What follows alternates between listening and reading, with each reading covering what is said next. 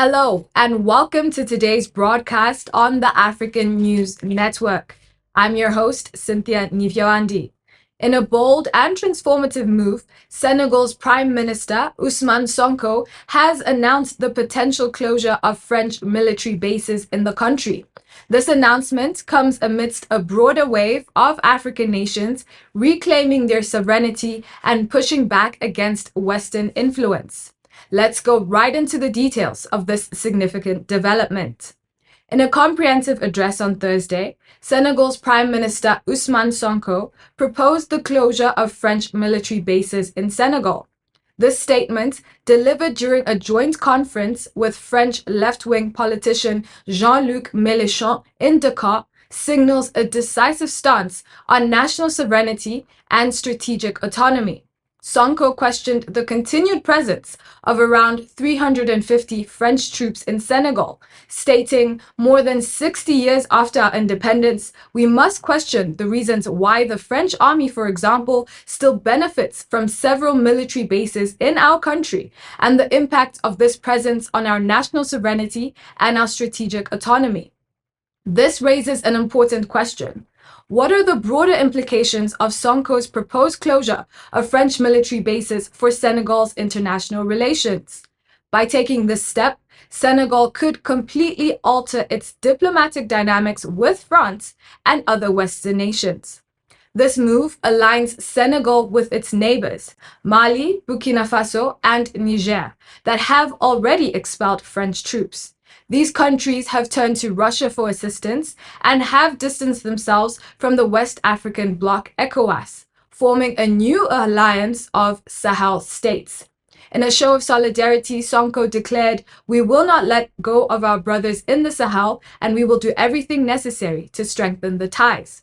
So, how might this decision influence other African nations in their approach to foreign military presence?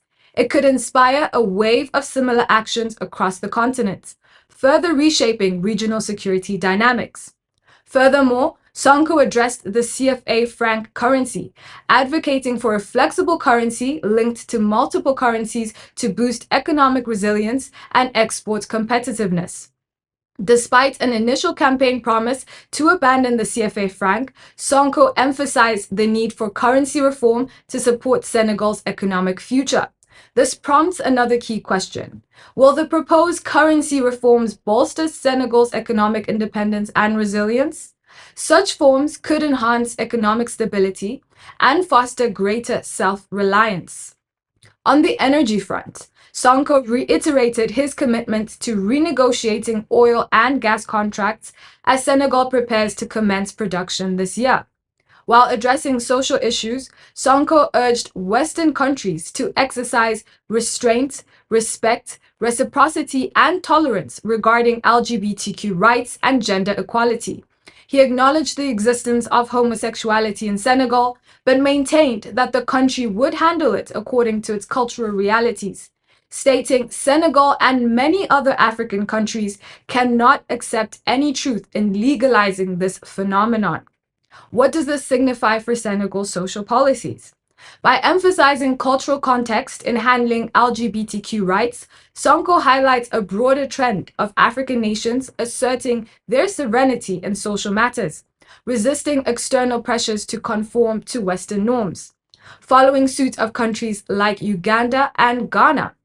This approach could pave the way for a uniquely African path to social policy and respect cultural values while addressing contemporary issues. This trend of African nations asserting their independence marks a significant shift in the continent's geopolitical landscape. As countries like Senegal take firm stances on military presence, economic policies, and social issues, a new era of empowerment and self-determination is emerging. We will continue to follow these developments closely. Stay tuned for more updates on the African News Network on our website, mobile app, and social media platforms. Thank you for watching. I'm Cynthia Nivyoandi, and this is the African News Network.